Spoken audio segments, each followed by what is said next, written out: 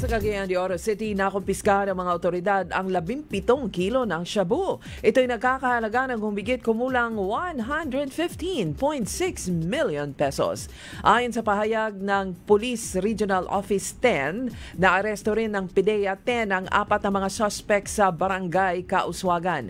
Ito ang pinakamalaking anti-drug operation na naitala sa Northern Mindanao.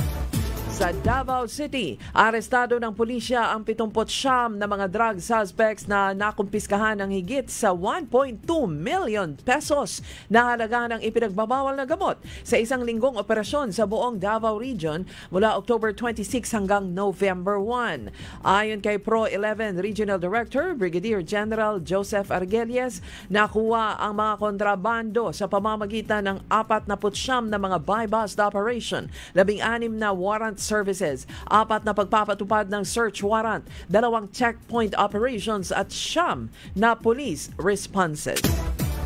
Sa Butuan City, naganda ang Department of Agriculture sa Caraga Region ng mga binhi at kagamitang pansaka na nagkakahalaga ng humigit kumulang sa 10.1 million pesos para sa mga magsasakang naapektuhan ng bagyong Tino.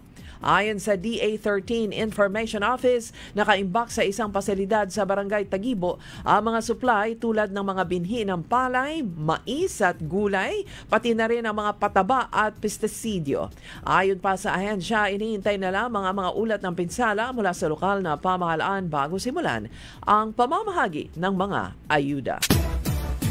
Sa Zamboanga City, 2 barkong pampasahero ang nasira matapos na magkabanggaan sa pantalan ng Hulo, Sulu noong Martes ng umaga sa gitna ng masamang panahon, ayon sa Philippine Coast Guard.